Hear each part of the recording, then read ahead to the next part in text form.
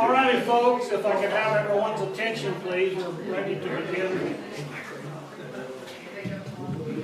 We're ready to begin the afternoon session, the keynote session. If everyone can join us, please. Thank you. Up next, chair of this session, Dr. Samuel Toller.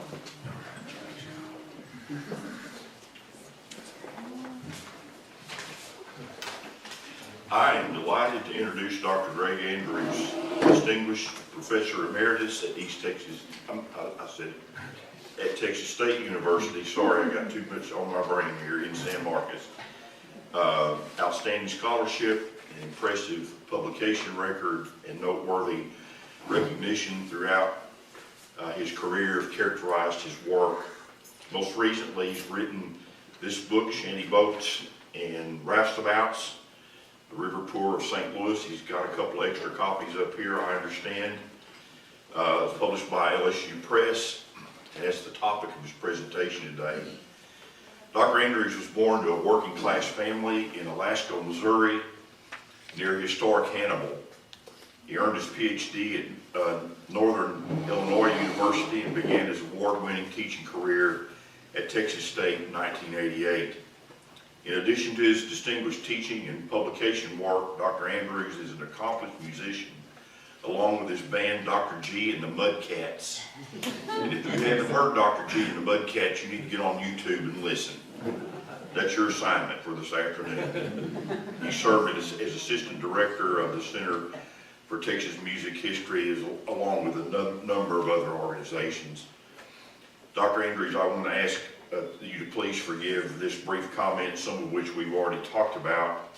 I come from a family who lived and labored along the Mississippi River in St. Genevieve, St. Francois, and St. Louis counties. Sharecroppers, lead miners, railroad men, factory workers. They moved to the Soulard area of South St. Louis before the onset of the Depression. Your talk, no doubt, will grant me better understanding of the experience of my forebears, and I anticipate your talk with great interest, and I know others share my enthusiasm. Please join me in a warm welcome of our esteemed guest, Dr. Gregg Andrews.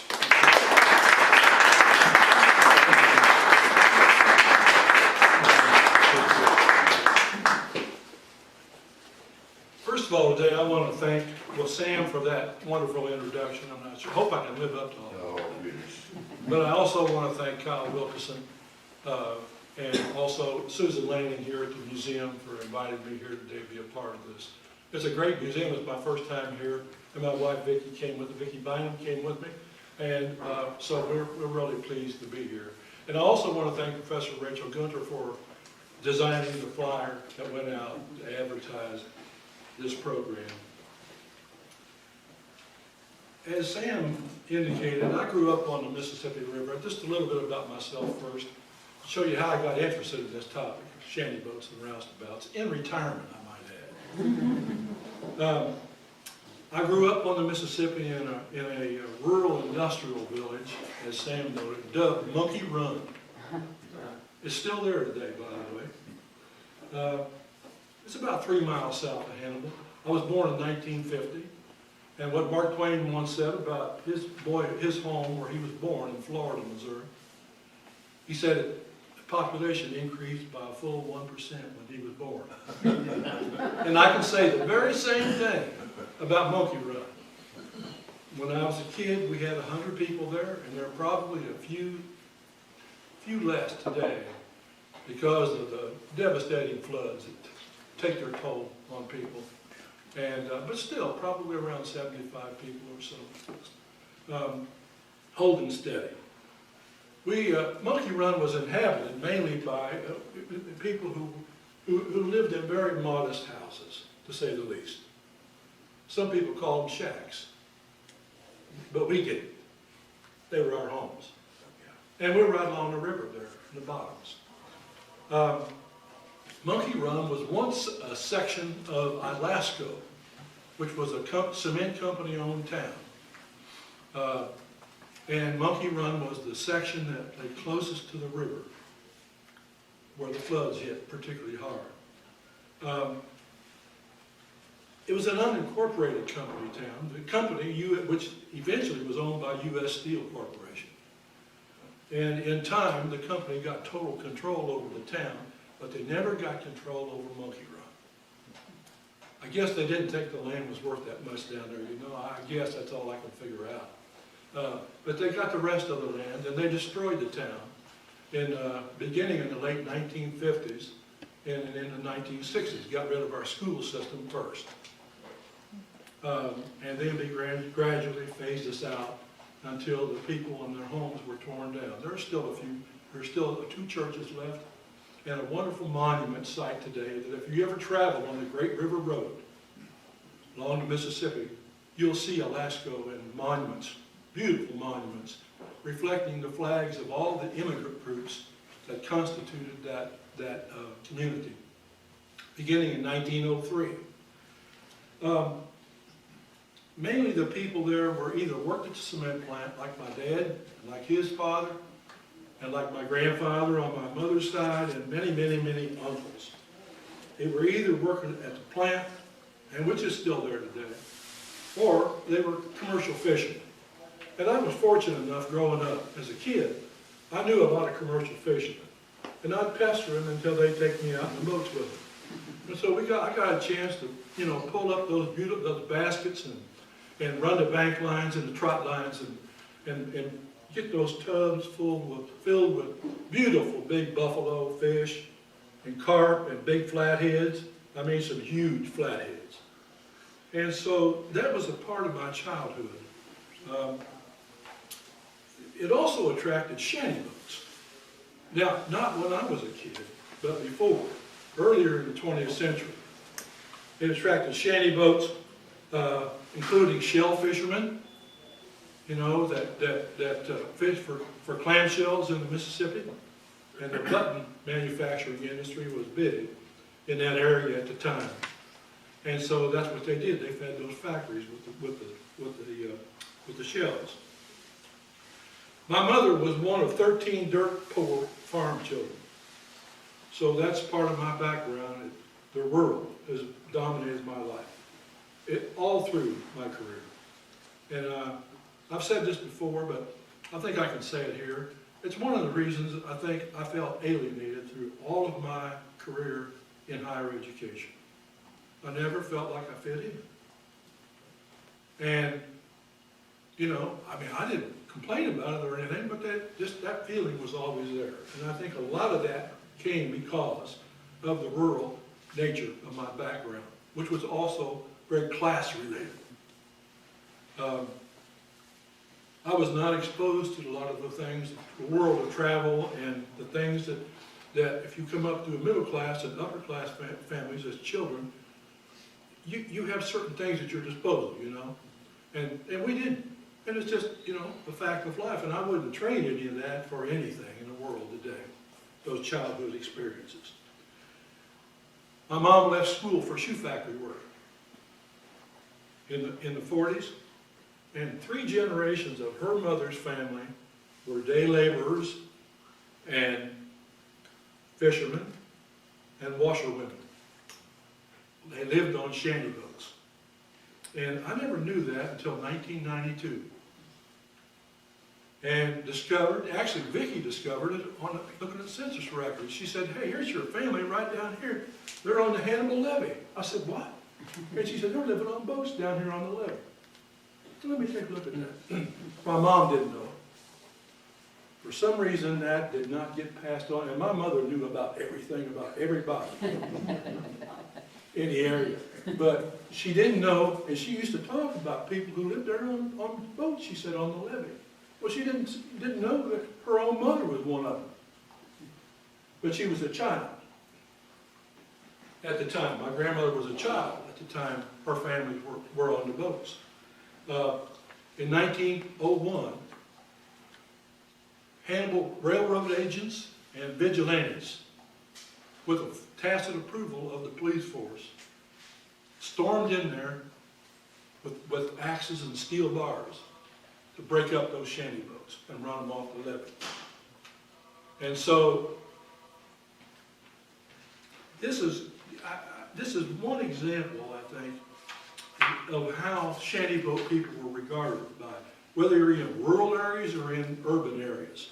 Because you find people living in those boats, doing adaptive river living, all over. Wherever there are rivers, you can generally find somebody living on boats.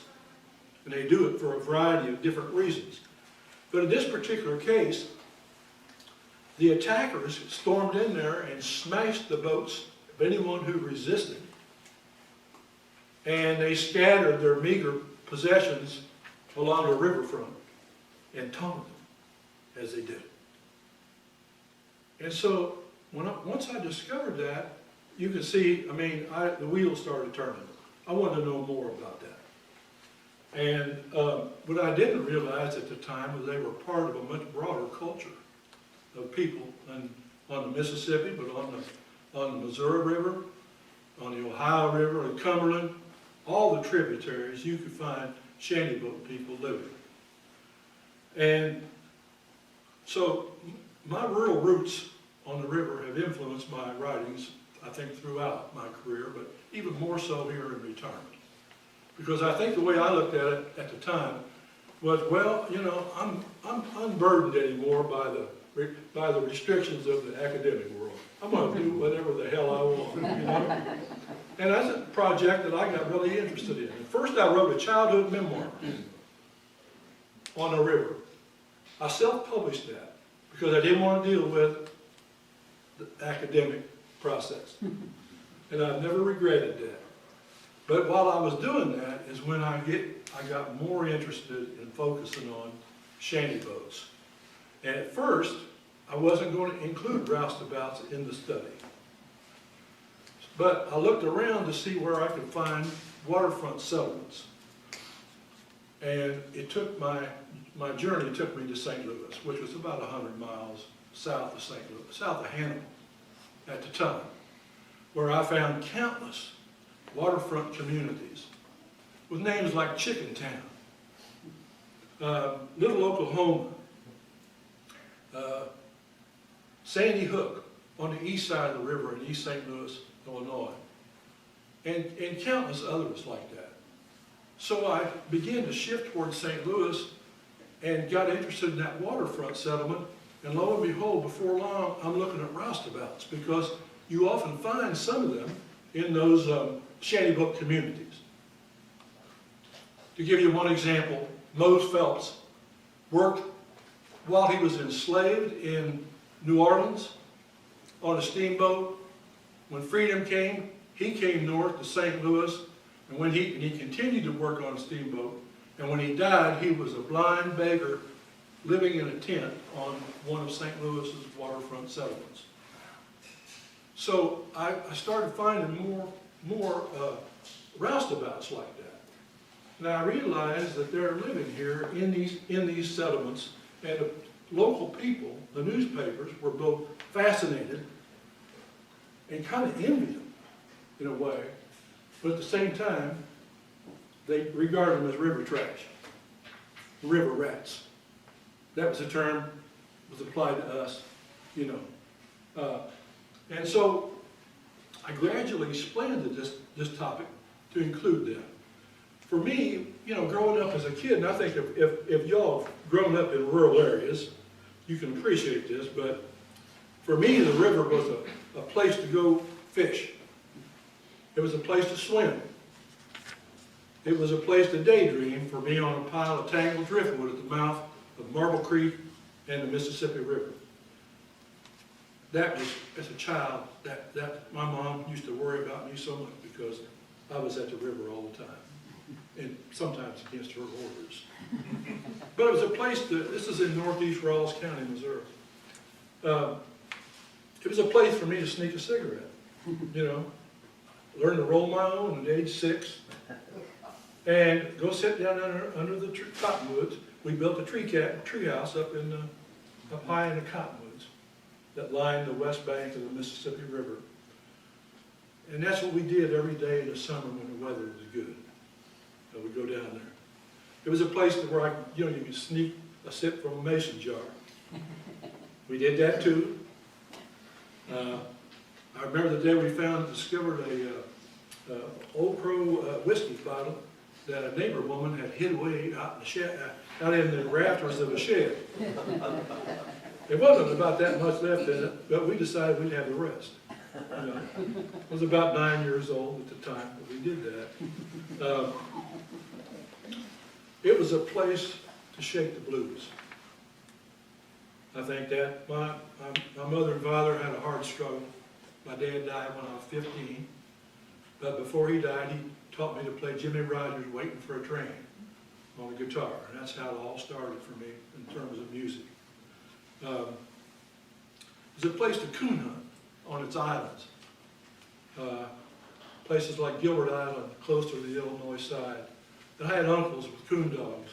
My mom had, like I said, there were 13 children, 9 of them were brothers, and about half of them were coon hunters. And so I grew up with that. And of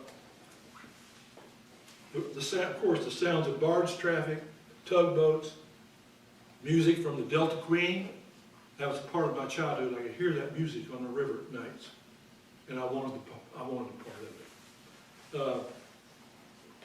For families like mine, without indoor plumbing, the river was a place to go take a bar soap and a towel every evening before supper. And that's where you washed up. And this was not unique to my family. I mean, there were a lot of people, you know, flocking to the river in the evenings after a day's work. That's where you went. My point is that I developed a real love of the river as a child, and a healthy respect for it too. My earliest memory, as best I can figure, I was 2.5 years old, and I was being carried in my mother's arms down a dirt alley and up the railroad tracks to the mouth of the river where a neighbor drowned in 1953. My dad was down there fishing. For all my mom knew, it was my dad. And so I can still feel the beating of her heart as we're racing down there. I couldn't keep up with her, so she picked me up and carried me the rest of the way. So about 4 years ago, I'd say, I set out to frame my ancestral river heritage in a broader framework that took me to St. Louis. And I extend the study from about 1875 to the Great Depression, pretty much stopping it at the Depression. But it really expanded into a project that I hadn't foreseen at the time. I mentioned St. Louis, and that's where I ended up making it the point of my study. But it was also a major headquarters for the roustabouts, steamboat roustabouts. The lowliest laborers on the steamboat, they worked the steamboat packets, up and down, all the way up and down the rivers, from St. Paul to New Orleans. They were, some of them worked as I mentioned, Moses Phelps, some of them had worked as slaves, you know, before the Civil War. And so this, although for a lot of black roustabouts, the river conjured up very dark images of cruel exploitation. But for others, it was more promising than working in picking cotton and sharecropping. And so they signed on to these crews, and they got to see they traveled a lot. They got to know, their knowledge of the river was pretty solid. And so I included them in the book. St. Louis had a thriving cotton exchange at the time. Cotton compresses and cotton mills, and powerful factors linked to the regional economy of the South, the cotton economy of the South. So even though these groups were different, in most cases different racially and culturally, they did share a class-based levy culture that in some ways has been ignored and underestimated, I think, at the time.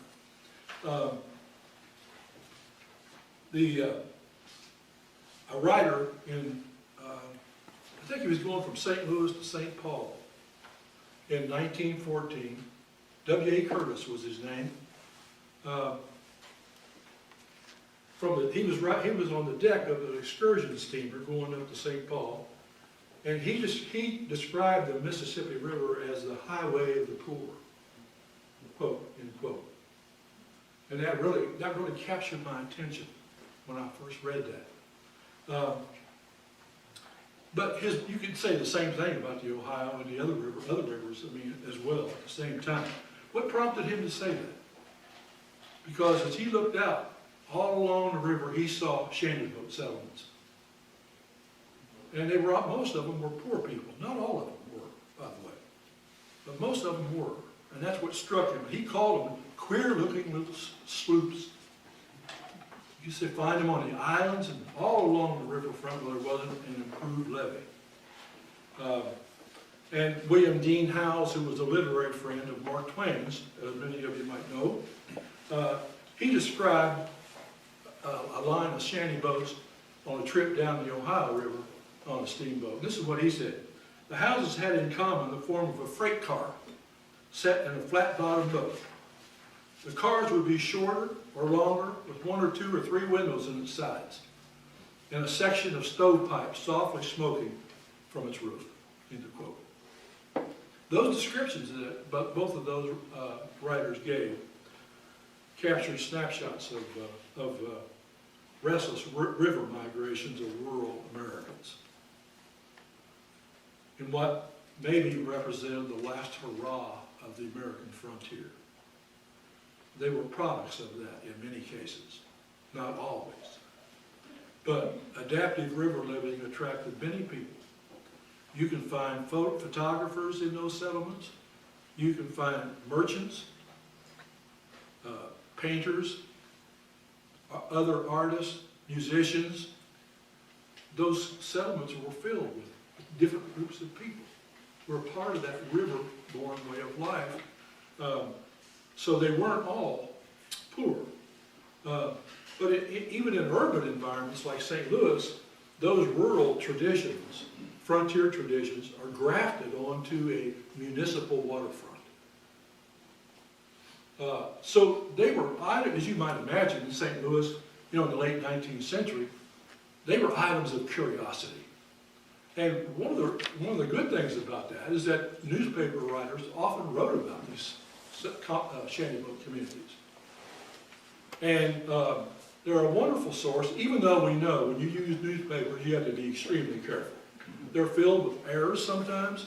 They're filled with the racism and the prejudices of that particular period. So you have to take into account all that, But nevertheless, I don't think I could have written this book without those newspaper writers who bothered to go down into those settlements and talk to people. And a lot of those boats in the fall, especially, if you were a part of the culture where you traveled up and down the Mississippi River. Now, some boats, some people just lived in their local community, and they might go across the river for something. But so that's part of the people you find in those settlements, and they're just living in shanty boats. They either own themselves or they rent them from someone else.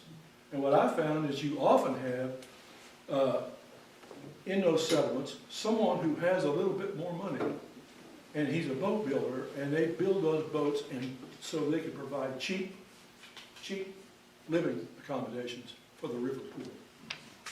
That was quite common. But some of the groups, some of the shanty boat migrants, would start out in St. Paul, Minnesota, and they're going south. They're going to New Orleans, or as far as they could get for the winter. So they spend the winter in New Orleans, or Arkansas on the White River, or Dyersburg, Tennessee, or any other place in the South. Louisiana. When spring comes, those boats go back north. Now, sometimes those boats were shot by the time if they lasted as long as New Orleans. I mean, you can imagine, they're floating. We're not talking about motors yet. They're floating. They're using poles and oars to get down the river. And it's fraught with all kinds of dangers, of course. But they would, New Orleans had a big shanty boat settlement down there. junk dealers and others who would come south, people selling apples from Indiana, bringing their apples down to sell. It was really a kind of thriving and a very interesting river culture. But some of those went the full length of the river, and so in the fall, it was really common in northern towns especially to see those shanty boats on the river, in large groups heading down the river. And you can imagine what a busy place the river was at that time. Steamboats, coal boats, barges tugboats, just busy river traffic. And Mark Twain, as a cub pilot, when he was working with Horace Bixby, he commented about some of his experiences there with shantyboat people. I got a lot of my sources also came from travel writers in the 19th century. Some wonderful stuff from them. But if you looked at these boats, of course, more windows in it indicated more prosperous the family was. But you had some, like the ones that Mark Twain sent Jim and Huck on a river down, looked more like a wigwam on a raft. And those were the most humble kinds whatsoever. And I have pictures of African Americans in one of those boats that resembled that, more like a wigwam on top of a raft. More likely than not, you find a rifle or a double-barrel shotgun inside the shanty boat and an American flag, almost always on the interior wall. You can also find plenty of ammunition, plenty of tobacco, and plenty of squirrel whiskey, or some other kind of whiskey. So a more typical boat would have been about 7 feet high, about 10 feet long, and about 8 feet wide. Probably the most typical. You could build one for about $20 if you took lumber out of the river that you caught floating down the river, or salvage from runaway logs from some lumber company on the river, and made your boat out of those kinds of things. You could do it pretty cheap. What's interesting in the city like St. Louis, when industrialization swelled in the late 19th century, so did waterfront settlements.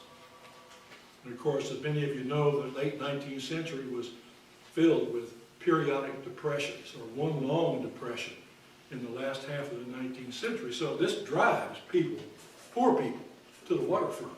It was like the only safety net they had at the time. They certainly didn't get anything from the government. So they went to the levee, and they either got tents, or they built ramshackle huts, or they had shanty boats. And that's how they survived. Winter times in St. Louis are still pretty brutal. And it was tough making it through those winters for many of the shanty boat people. Usually they had walls covered with batten tar paper. And hopefully they had some kind of mosquito netting on them, because those mosquitoes along the riverfront were pretty vicious. And malaria was very common among river people. So quinine was a popular folk remedy, for curing. For the most part, I think you could find them in St. Louis wherever there was not an improved levee where the steamboats docked. But anywhere where you could find a little island or a cove or an inlet, that's where you found shanty boat settlements. On land accretions, where the river changes, and then, hey, here's an island right here now. So they believed that land belonged to the federal government as a part of the river, river. So who owns that accretion? And it raises some great disputes and conflicts between the shanty boat residents and real estate developers, because they want to control that waterfront. And what I found was that the shanty boat people knew their law, and they studied the property lines, and they often argued riparian rights. They had a right that they could homestead on that federal property. So you get into some really fascinating conflicts here over their evictions from from St. Louis. They got everything they needed. They lived on the river. They ate fish. The river furnished their food. It furnished the water for their coffee. As unimaginable as that is to us today, they drank the water right out of the Mississippi River. Now, a little bit later, around the turn of the century, I'd say, they started getting a little more concerned about their children drinking that water. And so they tried to get water for them from somewhere else. But the older generation, had built up a certain, I guess you'd call it, tolerance for it. And they just get back and drinking river water. But they also, along the shoreline, they search for driftwood for their fuel, and they get their supply in time as winter came. And so they didn't need much money, and they really weren't. In most cases, they weren't a part of the market economy, and that really bothered a lot of industrialists in St. Louis and many others who didn't understand that. The title of one of my chapters was from a quote that a sympathetic newspaper writer used, and it's called, "The Wealth is Not His God." And I thought that pretty accurately indicated what it was like there. They were more subsistence oriented, and they could get what they needed from the river. They sometimes would barter. Maybe a few pieces of coal they could pick up somewhere along the river that had washed out of a barge. And they could take it and barter it to Soulard Market or some, the French market back at that time in St. Louis. They'd barter it for some coffee and flour, basics, very, very much basics. And so you find, despite the fact that there are people moving in and out of those settlements all the time, there is a core group that stays behind, and they lend a sense of permanency to the community. Some of them lived there for 20 years. And they beautified their places. These are rural people. They brought chickens. They brought pet coons. They usually had them on board the boats. Maybe a goat. And some of the larger boats, you find a cow come along with them. And so they built onto their homes there and had quite an investment in it for them anyway. And it's one of the reasons they resisted so heavily the evictions. And St. Louis, I found just a horrid case. This involved the community called a section of it called Little Oklahoma. And it was the king of Little Oklahoma, or mayor, how they call him different. They use different terms. He had his steamboat license, and he sort of helped resolve conflicts in the community. So they would turn. They had a kind of an informal governance there, the way that they took care of matters in their own, within their own communities. I want to share, I mentioned the writers often, that's how you get to know something about the Shantyville people. In 1908, Hal Green, he was a Pittsburgh or New York newspaper writer. He and his wife and children took a vacation, and they built a shanty boat for the occasion. And he traveled all the way down to New Orleans. And along the way, he would write a story. New Orleans, I think it was the New Orleans Items, and other newspapers along the way would publish his stories. And they were always fascinating to me. But on that trip down there, he spotted, this is around O'Donnell Bend near Osceola, Arkansas. He spotted a boat that said, "Fortune's told here." And so he decides there's probably a story here that he'd like to get. So he crosses the river, and he comes up there and had tied up his boat and went to get an interview. And he was greeted by an athletic young man with an arm missing below the shoulder. And the young man invited him to come into the shanty boat. Green edged his way past two yelping dogs, a rooster that was sitting on an inverted wash tub, and went into the shanty boat. and he pointed out the guns that were in there, traps, steel traps, and alcohol as well, and sewing machine. I think they had a sewing machine aboard and a caged pet raccoon. And he was very hospitable to Hal Green. And they talked for a few minutes, and then suddenly the cackling of chickens and dogs barking signaled the arrival of his wife. And she comes up wearing blue jeans and a canvas cap. And she's got a shotgun with her, and she's got a rabbit. And she says, this is her talking. "Excuse my hunting costume," she said to Green. "When I saw your boat, I thought it was a customer. I tell fortunes, and dares not be away from the boat long. They just don't give me no rest." Green asked her how they made a living. And this couple, by the way, was from near Kansas City. And she said, "We river folks has got to live. Now my old man there hunts and traps and runs the boat. And I tell fortunes. That's my business. But I can make nets and seines and pick bird feathers for the market." So there you see, it integrated a little bit in terms of getting cash. And her husband interrupted her at that moment. He said, "Yes, and she's pretty nearly as good a fisherman as I am. She caught a catfish weighing 4 pounds in a soft-shelled turtle last night. The cat went for our breakfast, and the turtle will make our supper." Then he opened an icebox and showed Green 3 ducks inside and a turkey he shot the day before. They were on their way to New Orleans for the winter.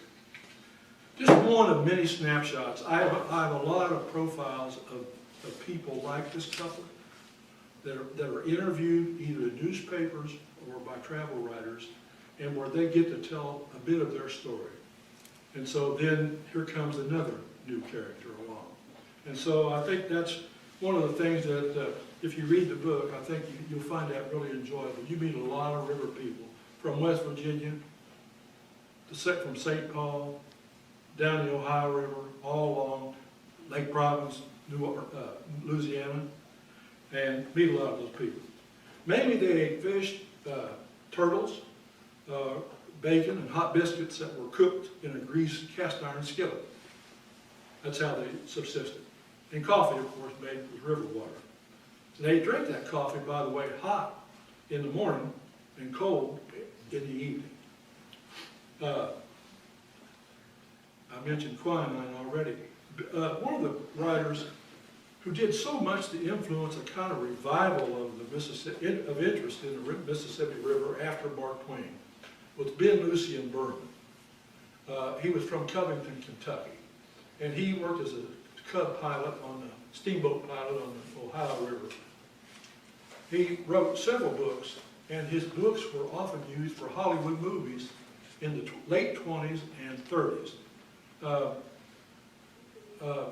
Banjo on My Knee is probably one of the most that comes to mind. 1936, starring Barbara Stanwyck in the first role that she ever danced and sang in. Walter Brennan was the head of the shantyboat patriarch.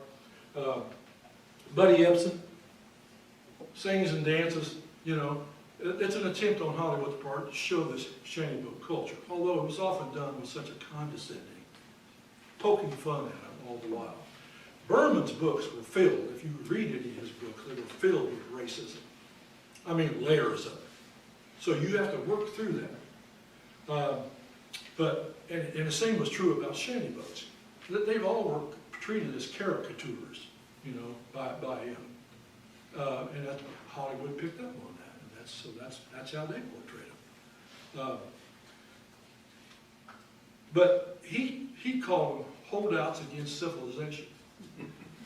And he emphasized that most of the shantyboat people he met were of English-Irish descent. A lot of Appalachian poor people. You know, he met them and wrote about that. But the ethnic complex of these communities is much more complex than what he said. In fact, William Percy Alexander, some of you historians may be familiar with his writings. He was from a planter class in Greenville, Mississippi. And he had very few good words to say about shanty boat people. He said you would never find a black person in shanty boats. Well, that just is not true. You find a lot of black people living in shanty boats. It depends on where you are. Vicksburg, plenty. New Orleans, plenty. So I don't know why he said that, but he did. But this case here is of a woman that just to show you but one example of the multi-ethnic composition. Shortly before Josie Mae Carmen was born on a shanty boat near Wycliffe, Kentucky. Her parents left the farm shack for adaptive river living on the waterfront in Cairo, Illinois. And this is what she had to say, how she explained it.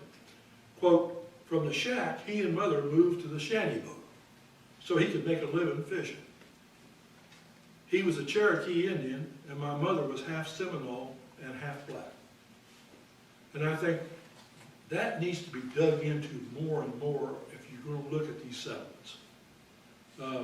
Now, newspapers would often condemn those settlements for that reason. So St. Louis over in East Illinois, East St. Louis, newspapers often condemned these settlements. Dogs and curs and, an ethnically diverse waterfront. So it's interesting because over time, those who were seen and condemned for that at that time, now we see in a very different kind of light. And we try to examine them without that, this coming down at them all the time. But I think, you find these frontier influences and customs in shanty boats. When it came to property rights, they clung to frontier notions of squatters' rights. And they expected ownership. If they lived there 15 or 20 years, they expected ownership. And they made improvements on that land. And I think at least until the Prohibition era began, shanty boat residents looked up to the federal government, as hard as that is to believe today. Berman said they were totally anti-government, but that's not true. They looked at the national government, and we're talking 19th century, that national government, they were a part of that Republican, small r, philosophy about the nation, and they considered themselves to be in that tradition. And so they respected federal authority. But if a sheriff came around, they had no respect for him. They knew why he was there, and usually carried papers in his pocket and tried to run them out. And they knew who was behind that. They knew the waterfront developers and those who were trying to promote commercial development of the waterfront. That's who was going to have them evicted so they could have clear and free access to that. And I have a chapter on those waterfront evictions in there. It's very, very interesting. And they found the different ways to fight back, and including threatening force, if necessary, to hang on to their way of life. This is what one woman in East St. Louis said. And I've always enjoyed this. I enjoyed this quote from the time I saw it.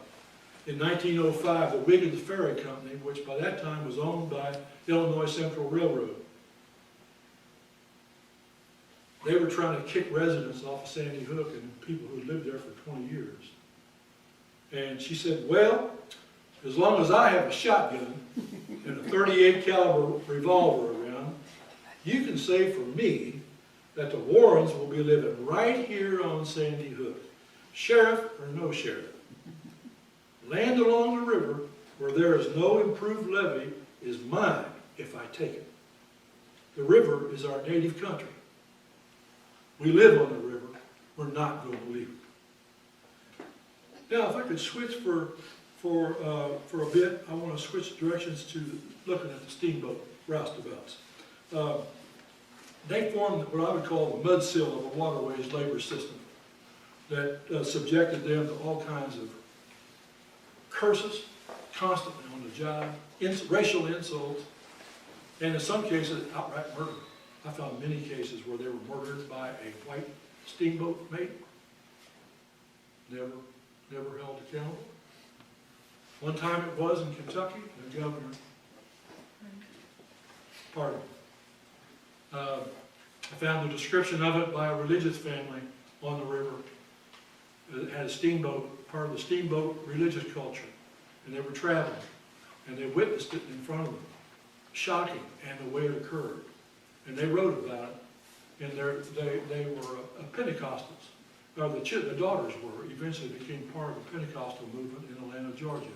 But they came from northern Illinois, and they came down the river trying to explore the possibilities for riverboats preaching and these steamboat gospels. And they wrote that, the daughters wrote it in their memoir. They described that particular murder of that roustabout. It was river culture was a violent place at the time.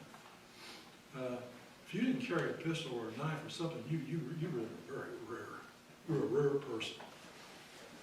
Violence affected all aspects of it. Even the steamboat captains, they didn't hesitate in getting involved in fistfights even with passengers who got unruly and disagreed with them. And so the roustabouts were a part of that. They carried knives, most of them carried knives, razors, in their boots, and because it was a violent world that they were a part of there on the levee. A lot has been written about the literary character of the roustabouts as the most enduring cultural symbol of the levee. From minstrel shows to vaudeville, newspapers, magazines, other writings, white American audiences at the time couldn't seem to get enough of that steamboat character. He fulfills certain stereotypes that they seem to enjoy. But I wasn't, in this book, I was not interested in the literary treatment of it. And I found that even among labor historians, roustabouts have been ignored. At most, paragraph. Who usually dismissed them as being so degraded, or, they're not. It's not what the labor historians were looking for. But I found in 1882, the Surgeon General of the U.S. Marine Service singled out the cruel treatment of roustabouts and the harsh working conditions, and he described their life as, quote, the roughest life there is. And he hoped for the federal government to take a more active role. Of course, he didn't have much faith that would happen. But from the way they were treated and the dangerous nature of the occupation of loading and unloading steamboat at every steamboat landing, we're talking about heavy 150-pound barrels in some cases, livestock, ill-tempered Arkansas razorbacks being loaded by the roustabouts on and off boats, cattle, dangerous landings where they're soft and you got stormy conditions and the riverbank is caving in. Very dangerous. That's what Wyman was talking about here. I want to quote from a Paducah newspaper in 1893 to give you an illustration of just as one illustration of the kind of racist treatment that were afforded these roustabouts. The Paducah Daily News called them depraved scoundrels with animal-like pleasures, intolerably filthy. Many of them never wash unless by accident they fall overboard, and only change their clothes when the old ones drop off from sheer rot. Living like dogs, acting like dogs, their existence is a miserable one. End of quote. In a 1936 WPA interview with a former roustabout, his name was George Arnold, he looked back on his early days as a steamboat roustabout in the 1870s and 80s. He was born enslaved in Bedford County, Tennessee. And this is what he said: the life of a roustabout is the life of a dog.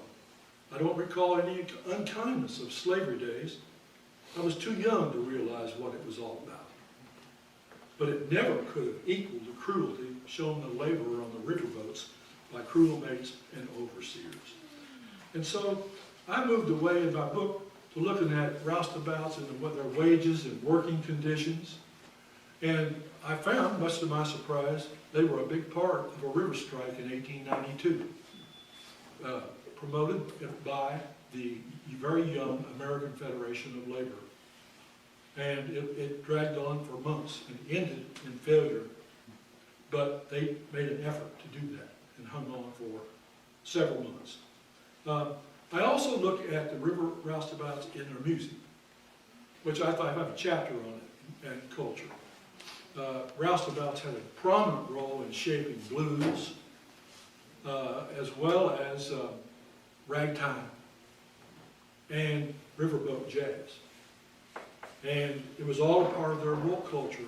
Their work culture of singing, and they had a dance trot shuffle that they did on a gangplank. They had to, in order to shuffle loads, balance loads. And so they did it in perfect synchronization with each other. They often signed on as crews. They all generally knew each other. And so they would do this in perfect synchronization. A lot of times a white steamboat captain or a mate would tell one of the roustabouts to start a song that fit kind of what they were, the rhythms of what they were, whatever the work was doing at the time. And so that singing was a big part of that river culture.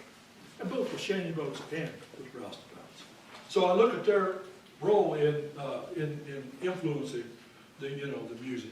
But in this world, and I'm going to wrap this up here in just a minute. But in this world, you find there's a chapter on riverboat preachers, which is fascinating to me. Further south you went, usually the holiness faith had more influence on roustabouts and shantyboat people. But you find these larger steamboat gospel attempts to go down the river and preach along as they go along.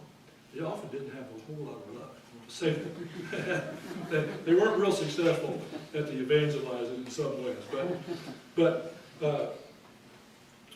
nearly every roustabout crew had a preacher that was a part of their crew. And I found a church on the St. Louis riverfront called the Mount Joy Baptist Church, maybe 20, 30 people. But it was run by a black preacher. It was an integrated church. About 2/3 probably were black, but you also have about 1/3 that were white. And what was interesting to me, and I don't try to imagine this happening to a church somewhere else, the city and the lumber company that wanted them out of there, they started piling garbage up higher than the church. And they almost had them covered.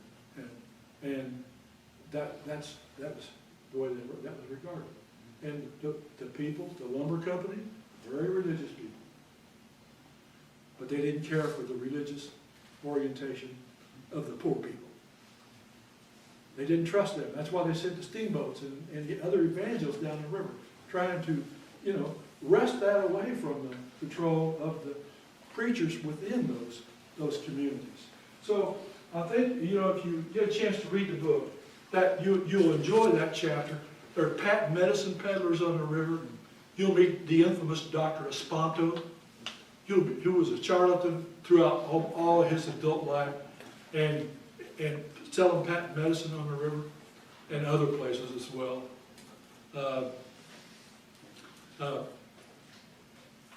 Others like him were also a part of it. But I think if we, I would hope that some grad students in the future will look in more depth at this subculture. And I think by doing it in a way that releases them from the caricatures that we see in Hollywood movies of the 20s and 30s. By the way, the best movie, in my opinion, was a silent era film by King Byron called The Jackknife Man. That's the most realistic portrayal that I have found of about 5 films that were filmed in the late 20s and the 30s on Hollywood, on shanty boat people. But if we release them from those stereotypes in dime novels and, Hollywood movies, I think we give dignity to their day-to-day struggles. And that we also learn the dreams of the river poor. No one at the time had much use for what those dreams were. But the river, in closing, that Mother Nature often poured out its wrath. That reminded some of the river experts, so-called, who was in charge. From floods to dangerous river eddies, whirlpools that could suck a boat down, a large boat down, at any time. I want to conclude with these words of a young St. Louis trader I came across in travel writings by John Lathrop Matthews, who was a Chicago newspaper writer, and later became a waterways writer. But he and his wife were on a honeymoon, and they were heading down to New Orleans. And they ran into this guy, Clarence Jones. And there was just so much rich stuff that came from Clarence Jones. But I want to just say that in 1900, he offered this observation to Matthews. Quote, "I've been on the river for 3 years. The first year, you don't like it very well, but you think it's easy. The second year, you have your doubts about how much the river could do to you if it tried. The third year, you're in love with it, but you ain't got no doubt. You're afraid of the river every minute, sleeping or waking." Thank you all very much, and I'll be happy to answer questions.